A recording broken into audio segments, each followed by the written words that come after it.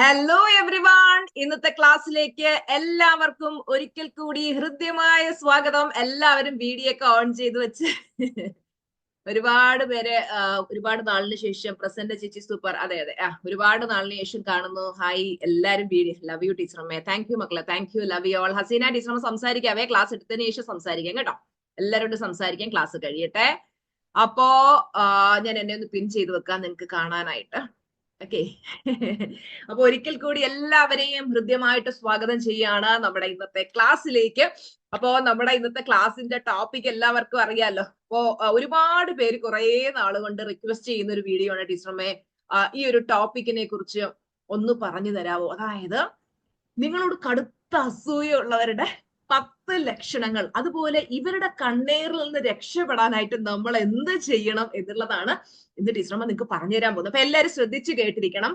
വളരെ ആഴത്തില് ഈ കാര്യങ്ങൾ നമ്മൾ മനസ്സിലാക്കണം. ഇതിനെക്കുറിച്ചുള്ള മാക്സിമം എല്ലാ കാര്യങ്ങളും ടീച്ചറമ്മ ഇതിൽ കവർ ചെയ്യുന്നുണ്ട്. എന്താണ് അസൂയ, അപ്പോ ഇതിൽ നിന്നൊക്കെ മറികടക്കാനായിട്ട്, ഇങ്ങനെയുള്ള ആൾക്കാരിൽ നിന്നൊക്കെ പിന്നെ ഇവരുടെ കണ്ണേറിൽ നിന്നൊക്കെ മറികടക്കാനായിട്ട് നമ്മൾ എന്ത് ചെയ്യണം, ഇതിനെ കുറിച്ചെല്ലാം വളരെ ഡീറ്റെയിൽ ആയിട്ട് പറയുന്നുണ്ട്. അതുകൊണ്ട് നിങ്ങൾ ഫുള്ള് കാണുക, ശ്രദ്ധയോടെ കേട്ടിരിക്കുക. ഓക്കെ. അപ്പോ എന്നെ ആദ്യമായിട്ട് കാണുന്ന ഒരുപാട് പേരുണ്ടാവും. അപ്പോ അവർക്ക് വേണ്ടി ഞാൻ ജസ്റ്റ് എന്നെ ഒന്ന് പരിചയപ്പെടുത്തുകയാണ്. ഞാൻ Suja R Mohan, mind power trainer, celebrity coach and business coach. Okay.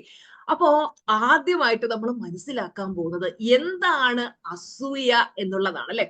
പലപ്പോഴും ഇങ്ങനെ പറഞ്ഞു കേൾക്കാറുണ്ട്, അസൂയ അസൂയ. എന്താണ് ആക്ച്വലി അസൂയ എന്ന് പറയുന്നത്? ഇത് എങ്ങനെ ഉണ്ടാകുന്നു എന്ന് നമുക്കൊന്ന് നോക്കാം. അതായത് എല്ലാവരും ആഗ്രഹിക്കുന്ന ഒരു കാര്യമുണ്ട്, എനിക്ക് ഏറ്റവും മുന്നിലെത്തണം, എനിക്ക് ഏറ്റവും മുന്നിൽ നിൽക്കണം, എനിക്ക് ഏറ്റവും സക്സസ്ഫുൾ ആകണം എന്നാണ് എല്ലാവരും ആഗ്രഹിക്കുന്നത്. അപ്പോ തന്നെക്കാൾ ആരെങ്കിലും ഉയർന്നു എന്ന് കേൾക്കുമ്പോൾ, ആരെങ്കിലും കൂടുതൽ സക്സസ്ഫുൾ ആയി എന്ന് കേൾക്കുമ്പോൾ മനസ്സിനകത്ത് എന്തോ ഒരു വിങ്ങല്, ഒരു ബേണിംഗ് സെൻസേഷൻ, എന്തോ ഒരു നെഗറ്റീവ് ഫീലിംഗ്.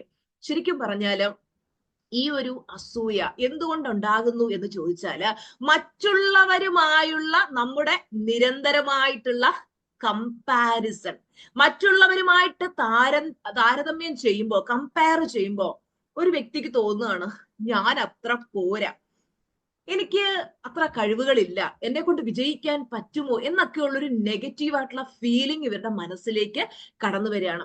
അവരെന്നെക്കാട്ടിയും മുന്നിൽ പോകുമോ എന്നുള്ളൊരു ഫിയറും ഇക്കൂട്ടരുടെ മനസ്സിലുണ്ടാകാറുണ്ട്.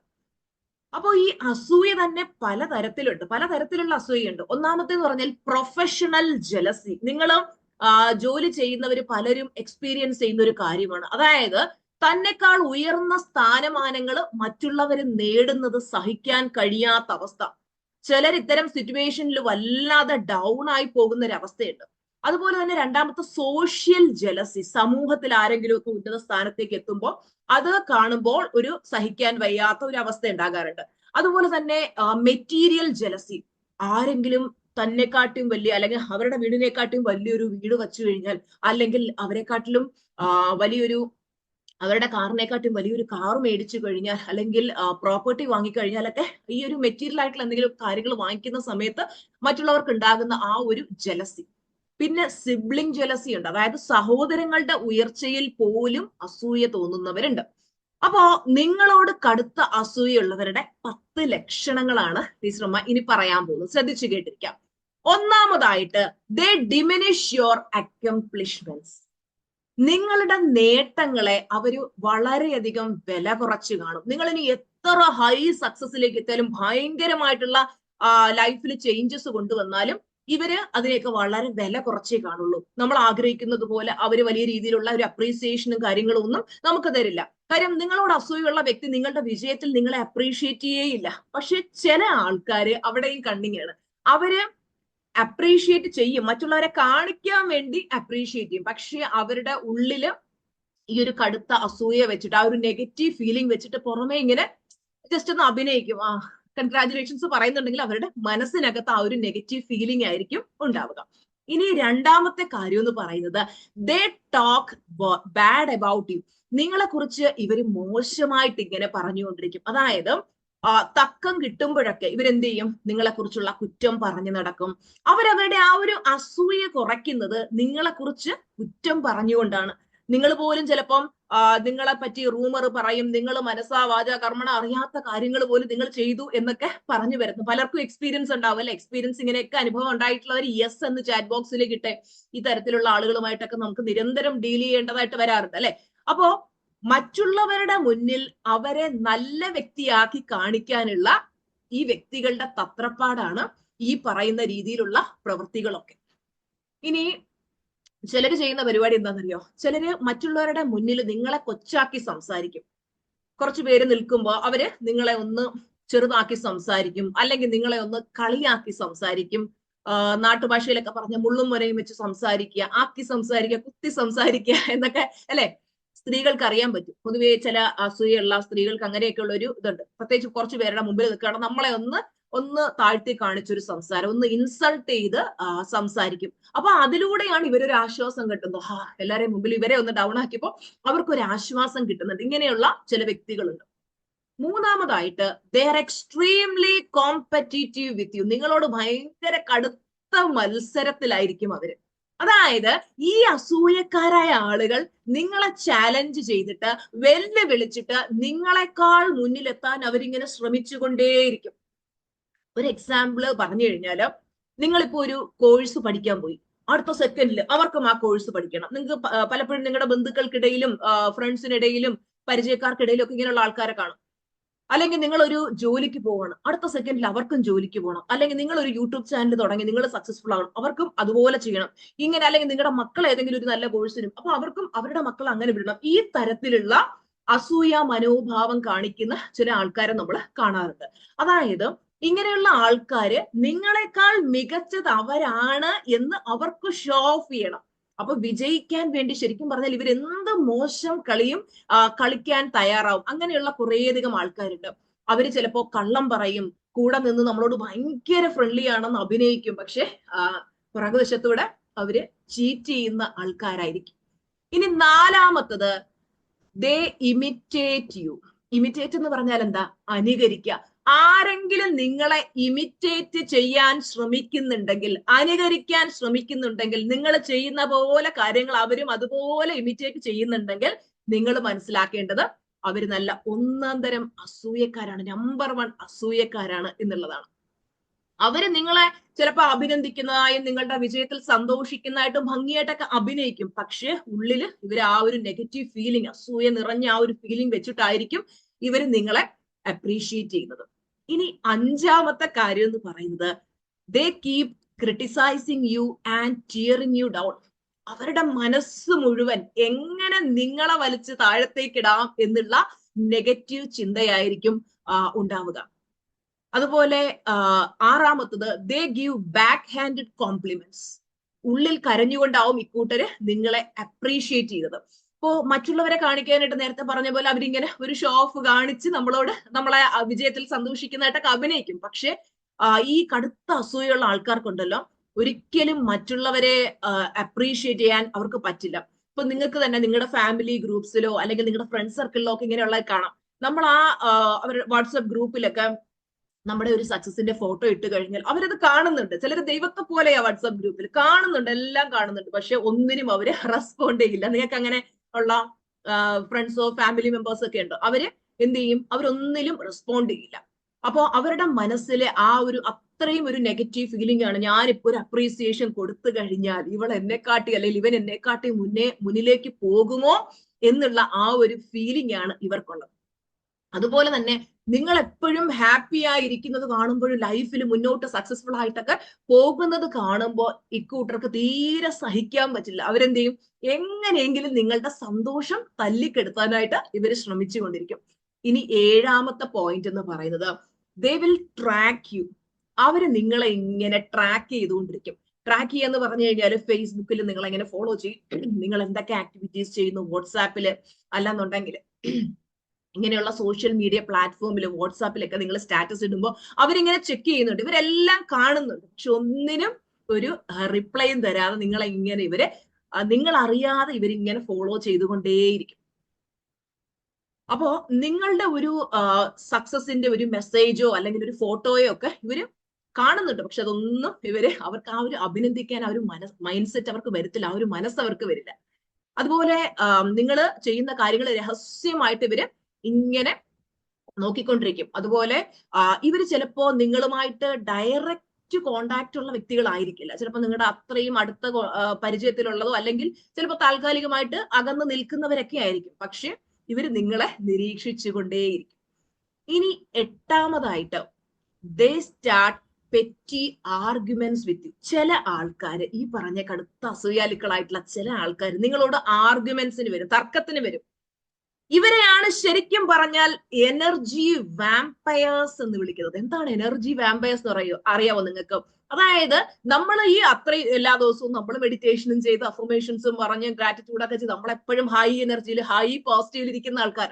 അപ്പൊ നമ്മുടെ ഈ എനർജി, നമ്മുടെ ഓറയിൽ നിന്ന് എനർജി സക്ക് ചെയ്തെടുക്കാൻ വരുന്ന എനർജി വാമ്പയേഴ്സ് ആണ്. അപ്പൊ ഇവരെ എനർജി വാമ്പയേഴ്സ് ആണ് വിളിക്കുന്നത്. അവരുടെ ലൈഫിൽ ഭയങ്കരമായിട്ട് ഫ്രസ്ട്രേറ്റഡ് ആണ്. അവർക്ക് ഭയങ്കരമായിട്ട് ഉയരണം, എന്തെങ്കിലുമൊക്കെ ചെയ്യണമെന്നൊക്കെ ആഗ്രഹമുണ്ട്. പക്ഷെ അവർക്ക് ചെയ്യാൻ പറ്റുന്നില്ല. അപ്പൊ നിങ്ങൾ അവരെക്കാൾ ഉയർന്നു പോകുന്നത് അവർക്കത് സഹിക്കാൻ പറ്റാത്ത ഒരു ഭയങ്കരമായിട്ടുള്ളൊരു ഫ്രസ്ട്രേഷൻ അവസ്ഥയിലായിരിക്കും അവരുള്ളത്.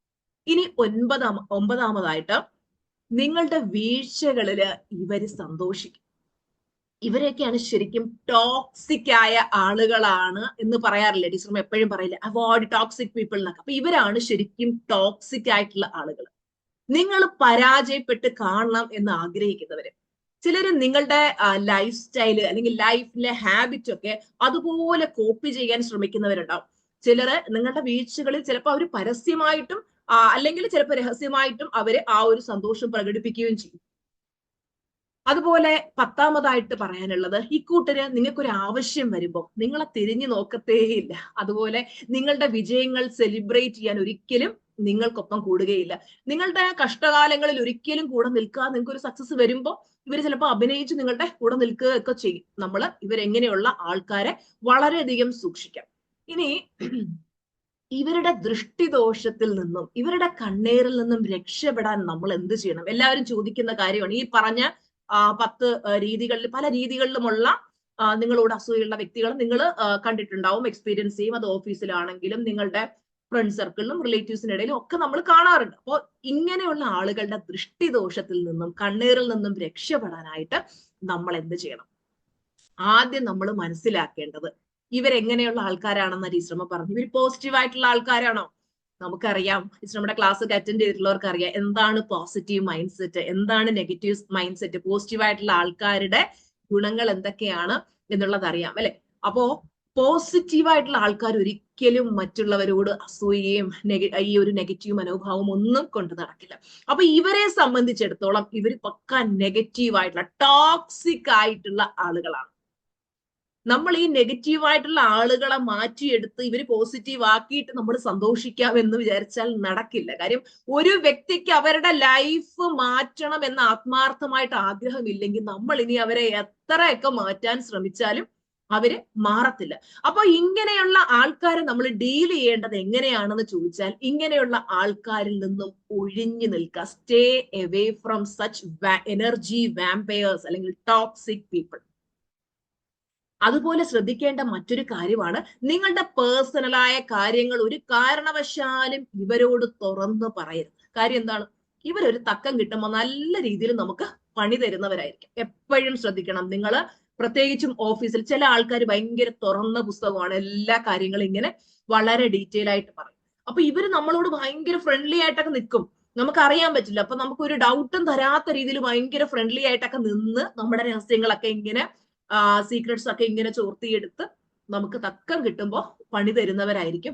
വളരെയധികം ഇങ്ങനെയുള്ള ആൾക്കാരെ നമ്മൾ ഒന്ന് മനസ്സിലാക്കി നിൽക്കുക. നമ്മൾ എല്ലാവരെയും ഈ പെട്ടെന്ന് കാണുമ്പോഴേ ഭയങ്കര ആ ഒരു സ്നേഹപ്രകടനത്തിനും എല്ലാം മനസ്സിലുള്ളത് തുറന്നു പറയാൻ പോകാതെ നമ്മൾ ഓരോ ആളുകളെയും ഒന്ന് മനസ്സിലാക്കി ഇവർ എങ്ങനെയുള്ളവരാണ്, നമുക്ക് സഹകരിക്കാൻ പറ്റിയവരാണോ, അതോ ഇങ്ങനെയുള്ള നെഗറ്റീവ് മൈൻഡ് സെറ്റ് ഉള്ള ചിലരെ നമുക്ക് പെട്ടെന്ന് അങ്ങോട്ട് മനസ്സിലാക്കാൻ പറ്റില്ല. ചിലരെയൊക്കെ തിരിച്ചു മറിച്ച് ഇട്ട് നോക്കിയാലും നമുക്ക് പെട്ടെന്ന് പിടി കിട്ടത്തില്ല. പക്ഷെ നമ്മൾ ശരിക്കും ആളുകളുമായിട്ട് അത്രയും അടുത്ത് ഇടപഴകി അവരെ മനസ്സിലാക്കിയതിനു ശേഷം മാത്രമേ നമ്മുടെ പേഴ്സണൽ ആയിട്ടുള്ള കാര്യങ്ങൾ പൊതുവേ നമ്മൾ ആരോടും തുറന്നു പറയാതെ അത്രയും നമുക്ക് വിശ്വാസമുള്ളവരോട് മാത്രം പറയാം, അല്ലാത്തവരോട് ഒരിക്കലും നമ്മൾ ഡിസ്കസ് ചെയ്യാൻ പോകരുത്. അതുപോലെ തന്നെ നിങ്ങൾക്ക് ഞാനൊരു സ്റ്റോറി പറഞ്ഞുതരാം. ഈ കഥയിൽ നിന്ന് നിങ്ങൾക്ക് ഈ ഒരു കാര്യത്തെക്കുറിച്ച് കുറച്ചുകൂടെ ക്ലാരിറ്റി കിട്ടും. അതായത് ഒരു ഓഫീസില് ഒരു സ്റ്റാഫ് വന്നിട്ട് അവിടുത്തെ മാനേജറോട് പറഞ്ഞു, സാർ ഞാൻ ഈ ഒരു ജോലി ക്വിറ്റ് ചെയ്യാൻ പോവാണ്.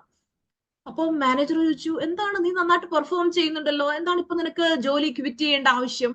അപ്പോ ആ സ്റ്റാഫ് പറഞ്ഞു, സാർ ഇവിടുത്തെ സ്റ്റാഫ് ഒന്നും ശരിയല്ല സാർ, എല്ലാരും ഭയങ്കര നെഗറ്റീവാ, എപ്പോഴും ഇവര് നെഗറ്റീവ് സംസാരിച്ചുകൊണ്ടിരിക്കുന്നു, അതുപോലെ തന്നെ ഭയങ്കര ഓഫീസ് പൊളിറ്റിക്സാ ഇവിടെ. ഇവര് മറ്റുള്ളവർക്ക് പാര വെക്കുന്നു, അതുപോലെ ഭയങ്കര ക്രിറ്റിസിസം, ഭയങ്കര നെഗറ്റീവ് അറ്റ്മോസ്ഫിയർ ആണ്. ഇവര് മറ്റുള്ളവരെ കളിയാക്കുന്നു, പുച്ഛിക്കുന്നു. എനിക്ക് ഈ ഒരു ഓഫീസിൽ തുടർന്നു പോകാൻ ഭയങ്കര ബുദ്ധിമുട്ടാണ്. അപ്പൊ മാനേജർ ഇത് കേട്ടിട്ട് ഒന്ന് പുഞ്ചിരിച്ചിട്ട് മാനേജർ പറഞ്ഞു, ശരി, ഒരു കാര്യം ചെയ്യും, ഞാൻ നിനക്കൊരു ആക്ടിവിറ്റി തരാം, നീ അത് ചെയ്യാവോ എന്ന് ചോദിച്ചു.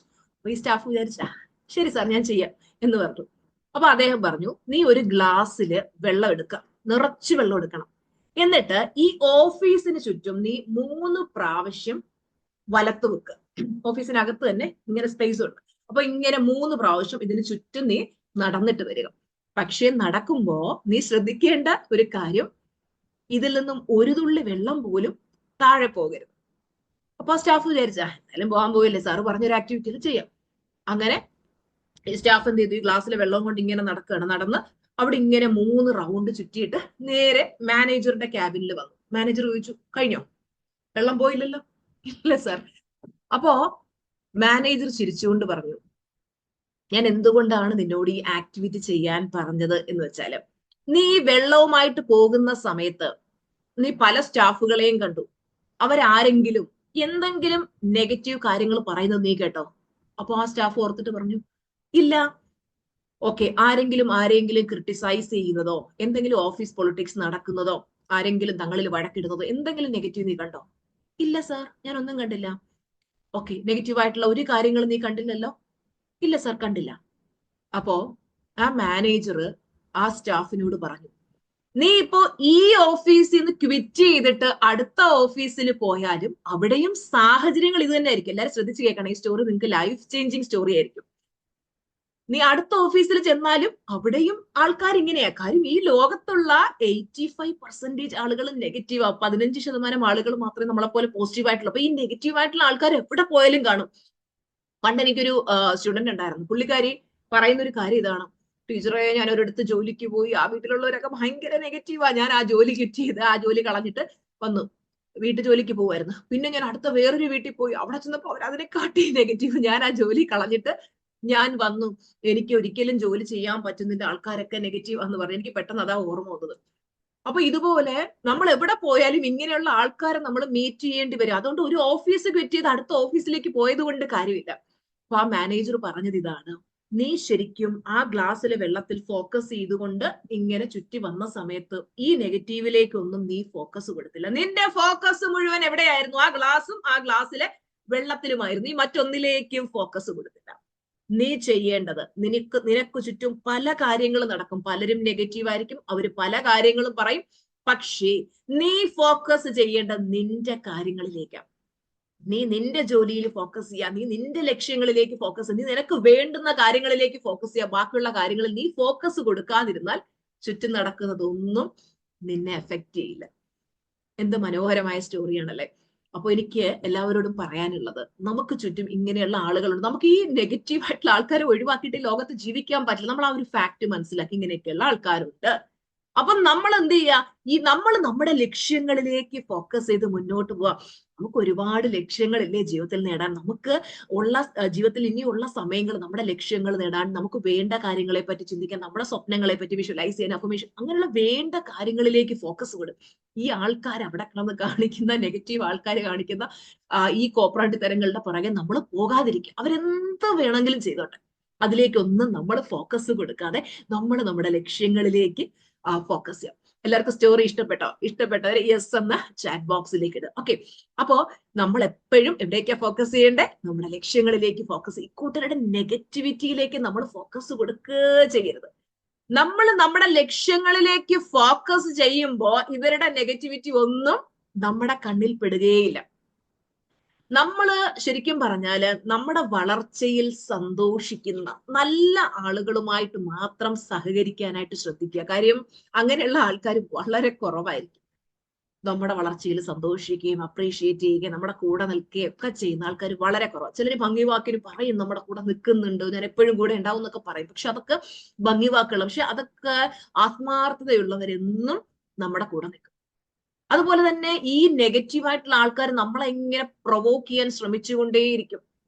പല നെഗറ്റീവ് കമന്റ്സും അവർ പറയും, നമുക്ക് ഫീൽ ചെയ്യുന്ന രീതിയിൽ, ഹേർട്ട് ചെയ്യുന്ന രീതിയിലൊക്കെ പറയും. പക്ഷെ നമ്മൾ ഒന്നിനും റിപ്ലൈ കൊടുക്കാൻ പോവുകയേ ചെയ്യരുത്. നിങ്ങൾ മനസ്സിലാക്കി വേണം ഇനി ജീവിക്കാൻ. ഇങ്ങനെയുള്ള ആൾക്കാരുടെ ഇടയിൽ ജീവിക്കുമ്പോൾ ഒന്നിനും നമ്മൾ റിപ്ലൈ കൊടുക്കാൻ പോകണ്ട. സൈലൻസ് ആണ് എപ്പോഴും നല്ലത്. അതുപോലെ തന്നെ ഈ അസൂയക്കാരുമായിട്ട് നമ്മൾ ഒരു കാരണവശാലും തർക്കത്തിന് പോകരുത്. തർക്കത്തിന് പോയാൽ എന്ത് പറ്റും എന്ന് വെച്ച് കഴിഞ്ഞാൽ അവരുടെ അസൂയ ഭയങ്കരമായിട്ട് വർദ്ധിപ്പിക്കും. അതുകൊണ്ട് ഒരു കാര്യത്തിന്, ഒരു തർക്കത്തിന് നമ്മൾ പോകരുത്. പിന്നെ നമ്മൾ ചെയ്യേണ്ട ഒരു കാര്യം, limit your social media exposure. ചിലർ എപ്പോഴും ഇങ്ങനെ സോഷ്യൽ മീഡിയയിൽ ഫോട്ടോസ് ഇട്ടുകൊണ്ടിരിക്കും, അവിടെ പോയത്, ഇവിടെ പോയത്, ഇത് ചെയ്ത്, അത് ചെയ്ത്, ഇങ്ങനെ. കാര്യം എന്ന് വെച്ചാൽ ഈ നെഗറ്റീവ് ആയിട്ടുള്ള ആൾക്കാർ ഇതിങ്ങനെ കണ്ടിട്ട് അവരുടെ മനസ്സ് ഇങ്ങനെ എരിഞ്ഞുകൊണ്ട്, അപ്പൊ നമ്മൾ ലോ എനർജിയിലാണ് നിൽക്കുന്നതെങ്കിൽ ഇത് നമുക്ക് നന്നായിട്ട് ഏൽക്കും. പക്ഷെ നമ്മൾ ഹൈ എനർജിയിലുള്ളവരാണെങ്കിൽ നമുക്കിതൊന്നും പ്രശ്നമില്ല. അപ്പോ നമ്മൾ എപ്പോഴും ഹൈ എനർജിയിൽ നിൽക്കാനായിട്ട് ശ്രമിക്കുക എന്നുള്ളതാണ് നമുക്ക് ചെയ്യാൻ പറ്റുന്ന ഒരു കാര്യം. അതുപോലെ ഇപ്പൊ നിങ്ങൾക്ക് തോന്നുകയാണ് എന്റെ എനർജി അത്ര അതല്ല, ലോയിൽ നിൽക്കുകയാണെന്നുണ്ടെങ്കിൽ നിങ്ങൾ ലിമിറ്റ് ചെയ്യാം. പിന്നെ എനിക്ക് എല്ലാവരോടും പറയാനുള്ളത്, ഈ നെഗറ്റീവ് ആയിട്ടുള്ള ആൾക്കാർ പല കാര്യങ്ങളും ചെയ്യും, പ്രവർത്തിക്കും, ഒക്കെ ഉണ്ടാവും.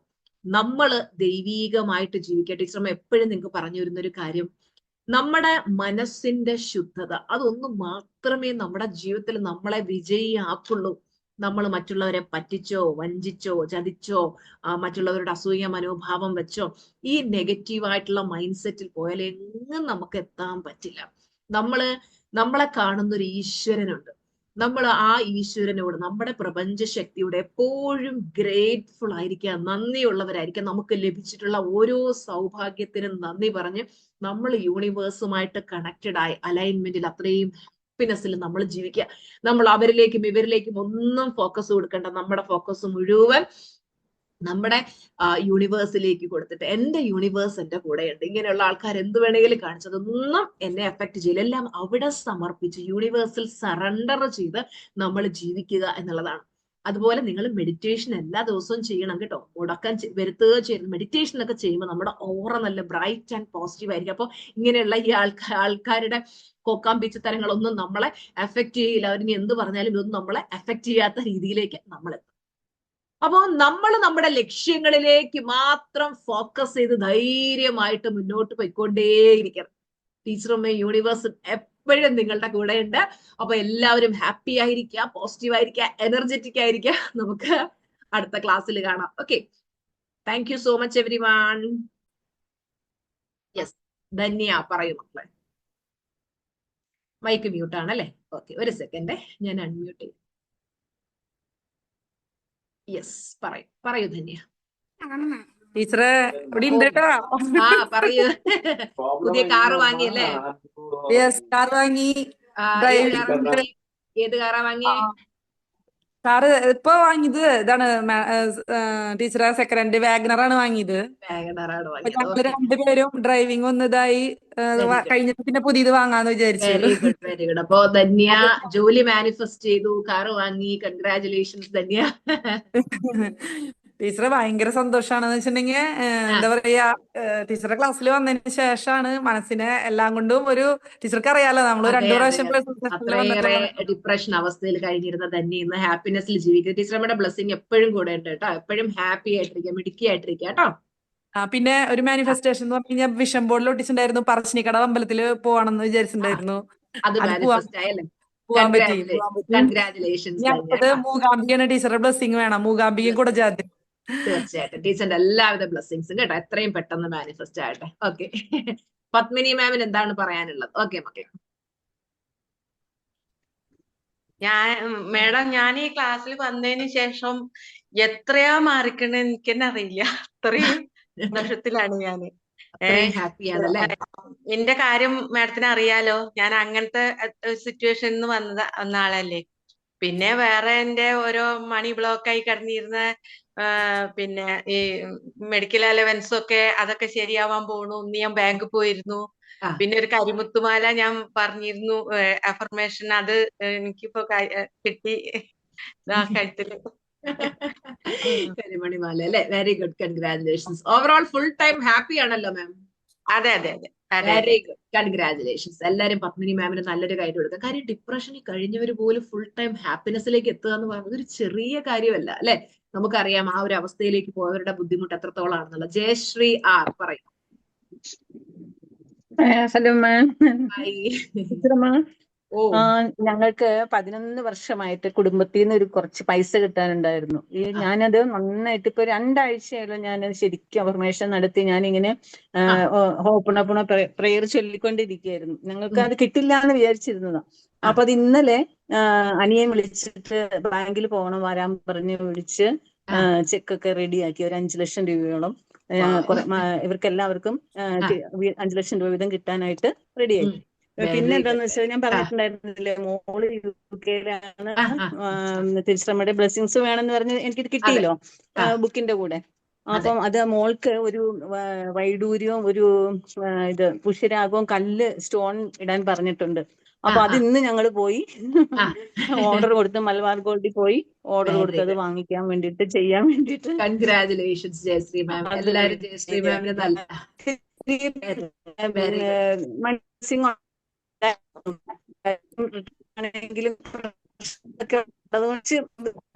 ജയശ്രീ മാം മൈക്ക് വോയിസ് ബ്രേക്ക് ആവുന്നു ജയശ്രീ മാം. എത്തിക്കാൻ ഒരു മാർഗം പോകാൻ ഒരു അഫർമേഷൻ ഞാൻ വെത്തിക്കുകയാണ് ഇപ്പം. ജയശ്രീ മാം ഞങ്ങൾക്കൊന്ന് പോകണം എന്നുള്ളൊരു മൈക്ക് ഇടയ്ക്കിടയ്ക്ക് വോയിസ് ബ്രേക്ക് ആവുന്നു കേട്ടോ. ഓക്കെ, ഇന്ദിര മാം പറയൂ. ടീച്ചറമ്മേന്റെ സിൽവറിലും ഗോൾഡിലും ഞാൻ ജോയിൻ ചെയ്തിട്ടുണ്ടായിരുന്നു. എനിക്ക് ഒരുപാട് നല്ല റിസൾട്ട് കിട്ടിയിട്ടുണ്ടായിരുന്നു. ഇപ്പൊ മക്കളെ ഞാൻ പിന്നെ ടീനേജിന്റെ ക്ലാസ്സിൽ ചേർത്തിട്ടുണ്ട്. അപ്പൊ എന്റെ ഏറ്റവും വലിയ അടുത്ത ലക്ഷ്യം എന്ന് പറഞ്ഞാൽ ടീച്ചറമ്മേന്റെ പ്ലാറ്റിനത്തിൽ എങ്ങനെയെങ്കിലും ഒന്ന് കയറണം. ഞാനിവിടെ വിഷപ്പോട് വെച്ചിട്ട് ഇങ്ങനെ എഴുതി വെച്ചിട്ടുണ്ട്. അത് എങ്ങനെയെങ്കിലും ഒന്ന് പെട്ടെന്ന് മാനിഫെസ്റ്റ് ആകട്ടെ. രാവിലെ ഉണരുമ്പോഴും എപ്പോഴും ആ പ്ലാറ്റിനം മെമ്പർ ആവണം എന്നില്ല ആ ഒരു വിഷനിലാണ് ഇപ്പോഴും ഇരിക്കുന്നത്. Very good, congratulations. പിന്നെ ഇപ്പൊ ഞാൻ LIC ഏജൻസി എടുത്തിട്ടുണ്ട്. അതില് എക്സാം പാസ്സാവാൻ വേണ്ടി ഞാൻ ടീച്ചറമ്മേന്റെ അടുത്ത് പാസ്സായിട്ടുണ്ട്. പക്ഷെ അതിലെ ആൾക്കാരെ ചേർക്കാനുള്ള ആ ഒരു കോൺഫിഡൻസ് എനിക്ക് കിട്ടുന്നില്ല. അവരോട് പറയാനുള്ള ഒരു കോൺഫിഡൻസ് വരുന്നില്ല. ഓക്കെ, അപ്പൊ ഐ എം വെരി കോൺഫിഡന്റ് എന്ന് അഫർമേഷൻ ആയിട്ട് പറഞ്ഞുകൊണ്ടിരിക്കുക കേട്ടോ. അപ്പൊ നമ്മുടെ ഇത് കോൺഫിഡൻസ് കൂടും. പിന്നെ നമ്മുടെ ക്ലാസ്സിൽ പഠിപ്പിക്കുന്ന ഐ ക്യാൻ മെഡിറ്റേഷൻ ഉണ്ടല്ലോ, അപ്പൊ അതും കറക്റ്റ് ആയിട്ട് ചെയ്യും കേട്ടോ. പ്രജിഷ്മ പറയൂ. പ്രജിഷ്മ കേൾക്കുന്നുണ്ടോ? മൈക്ക് ഓൺ ചെയ്തിട്ട് പറയൂ. കേൾക്കുന്നില്ല. മൈക്ക് ഓൺ ചെയ്തിട്ട് പറയൂ. മൈക്ക് ഓൺ ചെയ്യൂ.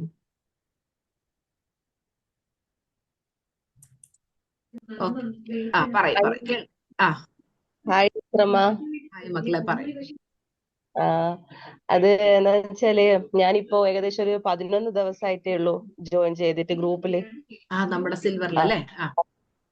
അല്ല, 11th ഗ്രൂപ്പോ മെഗാമീറ്റർ ഗ്രൂപ്പില്. അപ്പൊ അത് മുതൽ ഞാൻ പ്രാക്ടീസ് ചെയ്യുന്നുണ്ട്. ഇപ്പൊ 11 ദിവസമായിട്ട് പ്രാക്ടീസ് ചെയ്തുകൊണ്ടേ ഗ്രാറ്റിറ്റ്യൂഡ് സാറിന്റെ ഒരു പിന്നെ ഒരു ഓപ്പൺ അത് കണ്ടിനു. അപ്പൊ അത് മുതൽ ഞങ്ങൾക്ക് അതിങ്ങനെ എപ്പോ പറഞ്ഞുകൊണ്ടേയിരിക്കലുണ്ട്. അപ്പൊ മണി വരണ്ടിട്ട് അതാ ഇങ്ങനെ പറഞ്ഞുകൊണ്ടേയിരിക്കും. അപ്പൊ അതിനിടക്ക് എന്റെ ഹസ്ബൻഡിന്റെ പൈസ കളഞ്ഞു പോയിരുന്നുണ്ടേനു. അപ്പൊ ഇത് എപ്പോ ഞാൻ ഇതിങ്ങനെ പറഞ്ഞ് ഇന്ന് അതെനിക്ക് തിരിച്ചു കിട്ടും. 9,000 rupees ആയിരുന്നു കളഞ്ഞു. അപ്പൊ അതെനിക്ക് തിരിച്ചു കിട്ടി. Very good, very good, very good. ഭയങ്കര സന്തോഷം. ഇന്ന് അത് പറയാൻ ഭയങ്കര ആശയമുണ്ട്. Prajishma, very good, very good, congratulations കേട്ടോ. ദീപം ബിനു പറയൂ. ദീപം മൈക്ക് ഓൺ ചെയ്തിട്ട് പറയൂ. മൈക്ക് ഓൺ ചെയ്തിട്ട് പറയൂ.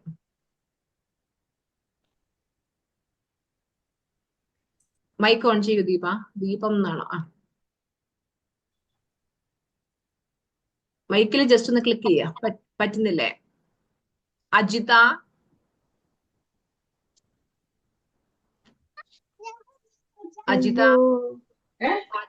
പറയൂ. Hello ma'am. പറയൂ. ഒക്ടോബറിൽ സിൽവർ ക്ലാസ്സിൽ ഉണ്ടായിരുന്നേണ് മാഡം ടീച്ചറമ്മ. ആ അപ്പൊ എനിക്ക് ഭയങ്കര സാമ്പത്തിക ബ്ലെസ്സിങ് ഉണ്ടായിരുന്നു.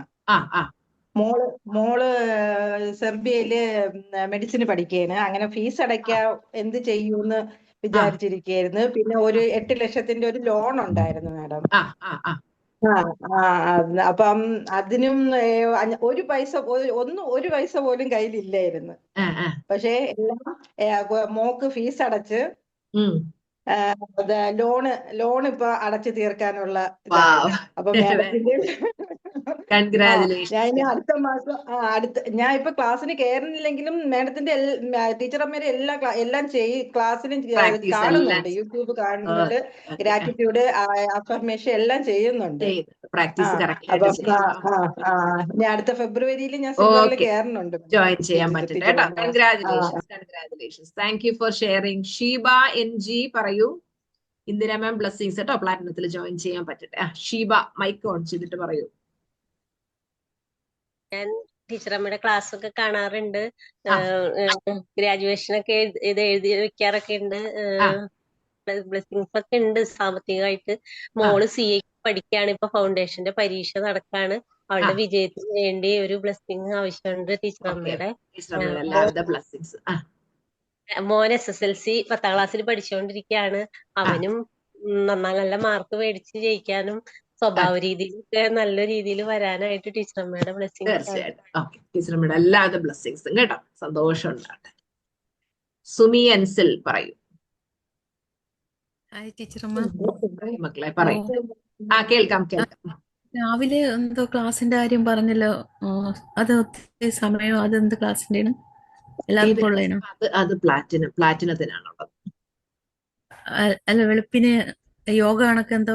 അത് പ്ലാറ്റിനംകാർക്കുള്ള $1 million മോർണിംഗ് റൊട്ടീനാണ് കേട്ടോ. പ്രത്യക്ഷ പറയൂ. Hello madam. ആരാണ്? പ്രത്യക്ഷ പറയൂ. ടീച്ചറമ്മ, ഞാനില്ലേ ഈ സെൽഫ് ലവ് എപ്പോഴും പറഞ്ഞുകൊണ്ടിരിക്കുന്നത് ആദ്യത്തെ ക്ലാസ് മുതൽ, ഡിസംബറിൽ മുതല്. അപ്പൊ ഞങ്ങളുടെ കൂടെ ഒരു സാറുണ്ട്. ആ സാർ ആരോടും ഒന്നും പറയാത്തൊരു സാറാ. അപ്പൊ സാർ എന്തെങ്കിലും പറഞ്ഞു, പ്രത്യക്ഷ നീ ഭയങ്കര സുന്ദരിയായിട്ടുണ്ട്, നീ നല്ലോണം പറഞ്ഞു. ശരിക്കും ഞാൻ ജാനുവരി 1 പറഞ്ഞ സാറേ. ഞാൻ ശരിക്കും പറഞ്ഞ എനിക്ക് എന്താ തിരിച്ചു പറയേണ്ടത് പോലും എനിക്ക് ഓർമ്മ കിട്ടിയില്ല.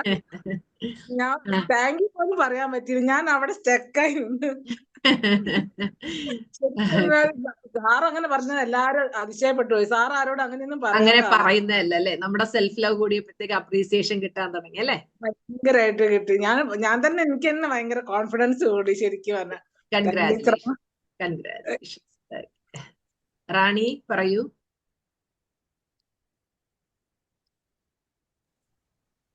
റാണി, ഒരു ഡൗട്ടും കൂടെ ഉണ്ടായിരുന്നു. പറയൂ. ക്ലാസ്സിൽ ജോയിൻ ചെയ്യണമെങ്കിൽ ആദ്യം അഫർമേഷന്റെ 28 ദിവസത്തെ അത് അങ്ങനെ നിർബന്ധമില്ല മക്കളെ. പ്ലാറ്റിനത്തിൽ ജോയിൻ ചെയ്യാനായിട്ട് നിങ്ങൾക്ക് ഡയറക്റ്റ് ആയിട്ട് പ്ലാറ്റിനത്തിൽ ജോയിൻ ചെയ്താൽ സിൽവറും ഗോൾഡും എല്ലാ ക്ലാസ്സും, ഒരുപാട് ക്ലാസ്സുകൾ അതെല്ലാം കിട്ടും. അതിനെ പ്ലാറ്റിനത്തിനെ കുറിച്ച് കൂടുതൽ അറിയാനായിട്ട് ടീച്ചർമാർ ഒരു നമ്പർ ചാറ്റ് ബോക്സിലേക്ക് ഇട്ടേക്കാം. ആ നമ്പറിൽ ടീച്ചർമാരുടെ ഹസ്ബൻഡിന്റെ നമ്പറാണ്.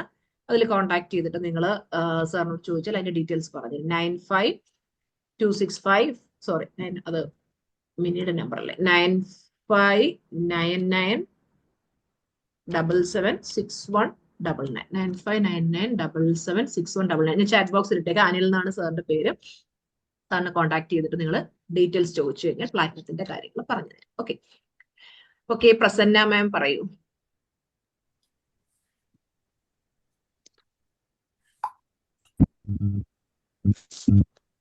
ടീച്ചറമ്മേ നമസ്കാരം. നമസ്കാരം. ചെയിൻ വാങ്ങാൻ വേണ്ടി എഴുതി വെച്ചിരുന്നു. ഏത് വാങ്ങാന്? 2 ആഴ്ച മുന്നേ. ഏത് വാങ്ങാന്? ഡയമണ്ടിന്റെ ചെയിൻ. ഡയമണ്ടിന്റെ ചെയിൻ. ഓക്കെ. അത് നടന്നു. Very good. കൺഗ്രാജുലേഷൻസ്. ഓക്കെ. അപ്പോ എല്ലാരും കഴിഞ്ഞു. പ്രജിഷ്മ പറഞ്ഞതാണല്ലോ. റാണി കേൾക്കുന്നുണ്ടോ? റാണി പറഞ്ഞോ.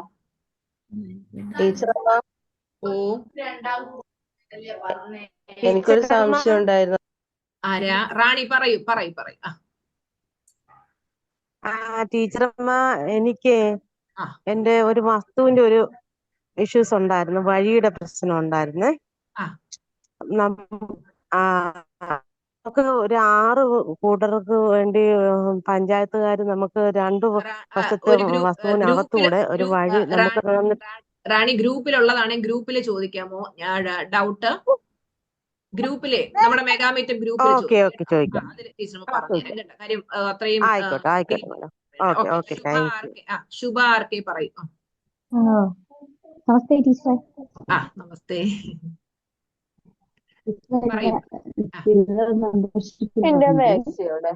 സിൽവർ മെമ്പർഷിപ്പില് പറയും. എന്താ മോനെ? ഓ പറയും. ടീച്ചറുടെ ക്ലാസ്സിൽ ജോയിൻ ചെയ്യണം. ടീച്ചറെ ക്ലാസ്സിൽ ജോയിൻ ചെയ്യണമെന്നല്ലേ? ഓക്കെ മക്കളെ, ടീച്ചറമ്മയുടെ ക്ലാസ്സിൽ അടുത്ത കിഡ്സ് ക്ലാസ് സ്റ്റാർട്ട് ചെയ്യുന്ന 23-നാണ് കേട്ടോ. കിഡ്സും ടീനേജും 23-നാണ് ജനുവരി. അപ്പോ അതിൽ ജോയിൻ ചെയ്യാം കേട്ടോ. ഓക്കെ, അപ്പോ ടീച്ചറമ്മയ്ക്ക് അടുത്ത ക്ലാസ്സിന് സമയമായി. Thank you so much everyone. നമുക്ക് അടുത്ത ക്ലാസ്സിൽ കാണാം കേട്ടോ. എനിക്ക് ജോലി കിട്ടി, ഞാൻ വിഷ് ലിസ്റ്റിൽ ഇട്ടതായിരുന്നു. സിനു അനിൽ, കൺഗ്രാജുലേഷൻ സിനു. ഒരു സക്സസ് സ്റ്റോറി വീഡിയോ ടീച്ചറമ്മയ്ക്ക് അയച്ചു തരും കേട്ടോ. അപ്പൊ നമുക്ക് അടുത്ത ക്ലാസ്സിൽ കാണാം. Bye bye, love you all. Unmute and say the magical word. Thank you. ഒരു സെക്കൻഡ്, ഞാൻ അൺമ്യൂട്ട് ചെയ്യാം. ഇനി അൺമ്യൂട്ട് ചെയ്തോളൂ. Thank you everyone. Thank you.